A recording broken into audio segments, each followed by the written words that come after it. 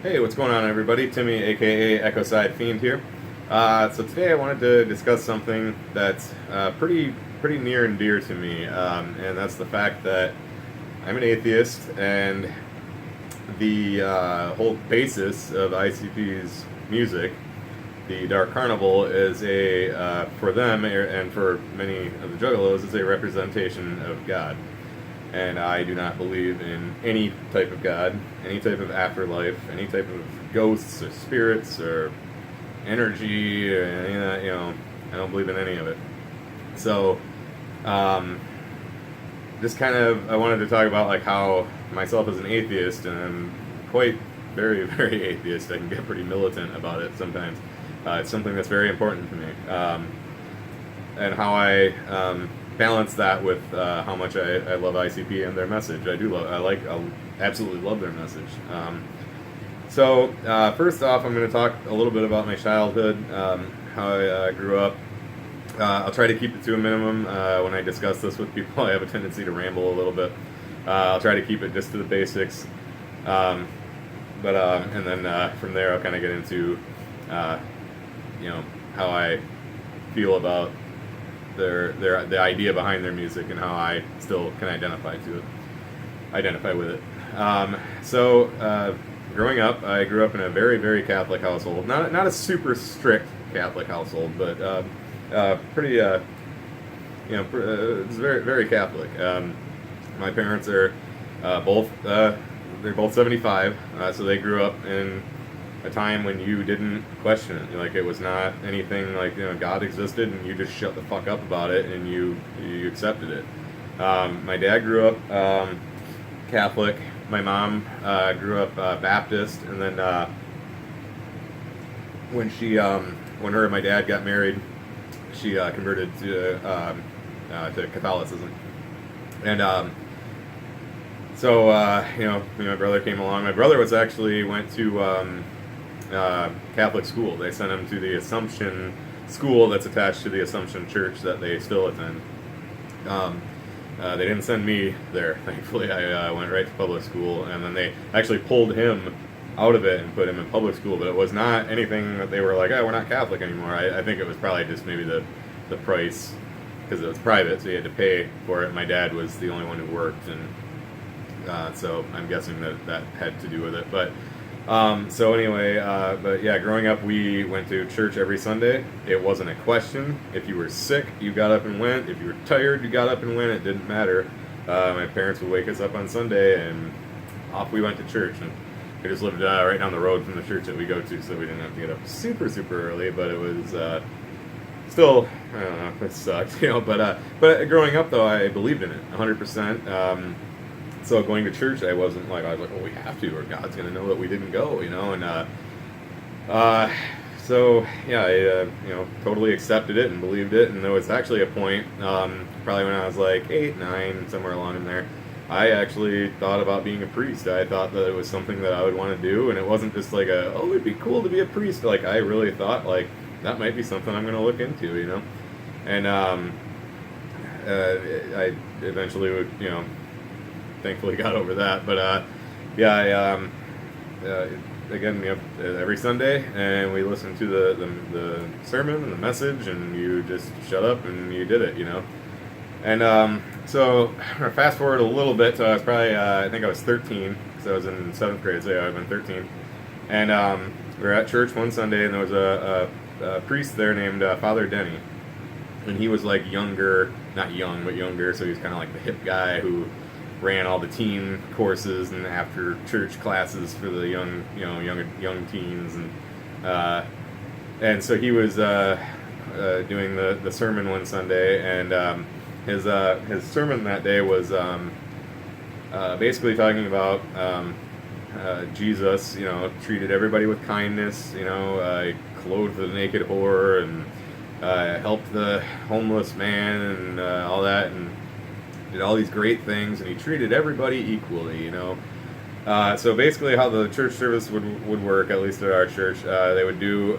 reading from the Bible for the first, probably about half hour. It was an hour-long service, usually about the first half hour. And then the second half hour would be whatever priest was leading the mass would then just discuss how we can take those into our actual life, into the real world, and incorporate them, and discuss experiences and how we can look to those verses that they read, and to look to those for guidance and all that stuff. And so the second half of his sermon was basically like, saying, everybody, needs to be kind to everybody. We need to, regardless of race and sex, and everybody has to be treated equally, and that's the way Jesus would want it. And I remember thinking to myself, I'm like, yeah, that's cool. I'm down with that, because at this point in time, I already had an understanding of racism and things like that, and I knew it wasn't right, and I was like, yeah, cool, all right. And so I left church that day with this renewed, interest in being part of the world and being part of the community, and going out and living my life and not disrupting anybody else's path. And I was like, yeah, that's cool, So the very next Sunday, and I'm not, when I say the next Sunday, I'm dead serious. The next Sunday, not a couple Sundays later, and I'm just no, it was like the next Sunday. It was like the next Sunday.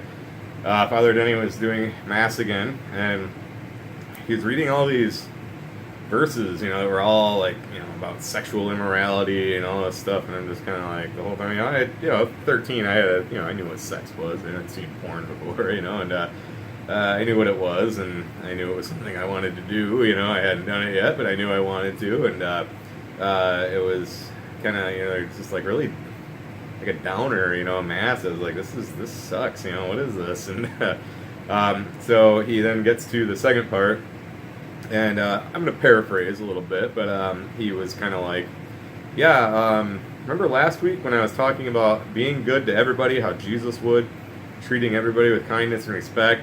Yeah, do that still, unless they're a faggot. Then don't do it. Then treat them like shit, and obviously he didn't use that language. He was using family-friendly language, but that's literally what he may as well have said, And I remember thinking to myself, I'm like, okay, I don't know about this, and I'm not going to sit here and pretend I had this great understanding of gay rights at that point in time, but I knew what being gay meant. I knew that it meant if you were a man, you liked men, and if you were a woman, you liked women. I understood what it meant, and I knew that made them a little different than me because I'm straight, and I like, at the time, girls, because I was only 13, but I'm attracted to females. I'm attracted to the opposite sex. So I knew it made them a little different than me, but not enough to treat them any different.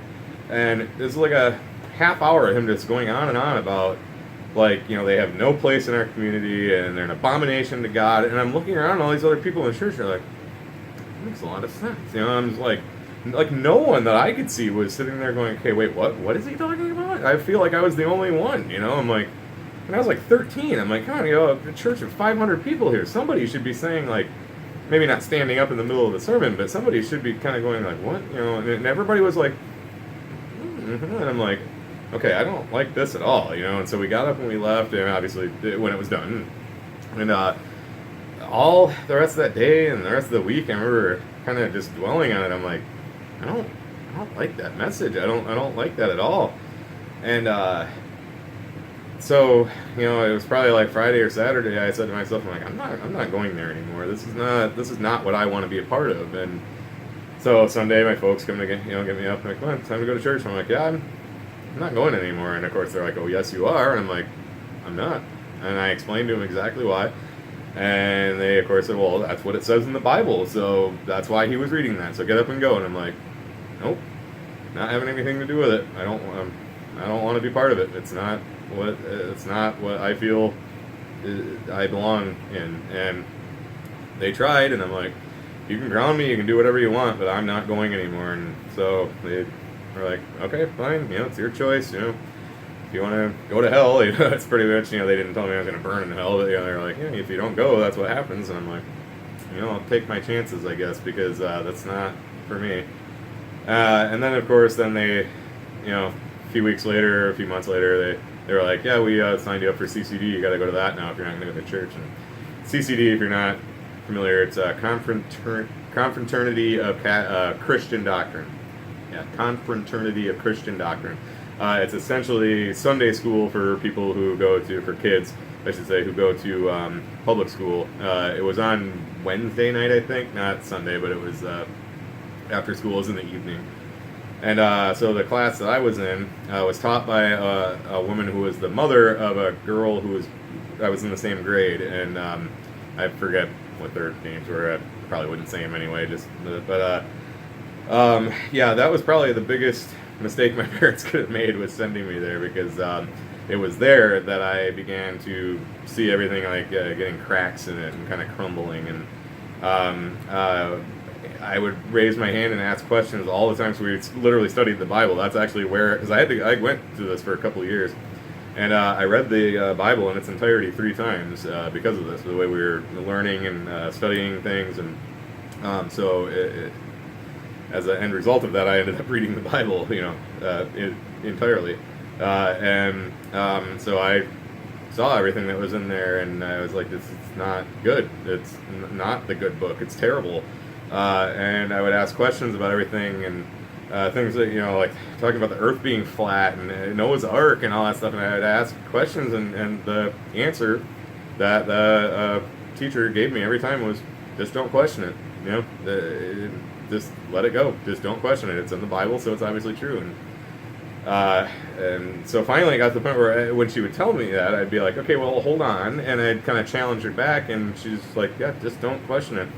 And she got to the point where she was very frustrated with me, because there was a class with like 30 kids, and I don't know if she thought I was going to shake someone else's faith or what, but so she, it got to the point where she just stopped calling on me. I'd be sitting there with my hand raised, and she would just look right past me and keep on teaching. And so I got to this point where when she would stop talking, and she'd be like writing on the chalkboard, and she'd stop, and I would just start, hey, remember that part, and then she would immediately start talking. Now, remember when we talked about that, like just talking right over me, and it finally got to, I was there for about 2 years, and I think I was 16, and I told my folks, I was like, yeah, I'm not going to that anymore either. And because I had actually just started at that restaurant, and when I had started there, I had to tell them I couldn't work Wednesday nights, and so I was like, that's kind of, it gets in the way of working and making money and all that, and I was just like, I'm not going to that anymore either. And they were like, well, we paid for that, so you're going. And I'm like, well, one of you might as well go and get your money's worth out of it, because I'm not going. And they let that go too, thankfully. And so I ended up, just on my own terms, started questioning things. I still was reading the Bible, and I was reading parts that I remembered from when I was in CCD about okay, I want to read more about that, try to figure out what that means, and that's when I kind of started coming across, obviously I'd read it before, so I knew, but focusing more on the parts that are condoning slavery and this terrible stuff, and murdering people for collecting sticks on a Sunday. There's literally a story in there about that. Moses and his friends come across a guy collecting firewood or something on Sunday, and they bring him to God, and God says, well, kill him, so they beat him to death, and it's like, that's fucked up, that's not good. And I know my mom has read the Bible because she had to when she converted, but I don't know how anybody who's read the Bible can actually say that, yeah, this is great stuff, this is how we should live our life. There'd be people running around doing all kinds of fucked up shit if we lived our life by the Bible, it's terrible. So it was probably when I was about 17 or so when I finally, because for a long time I still believed in something. I was like, there's something out there.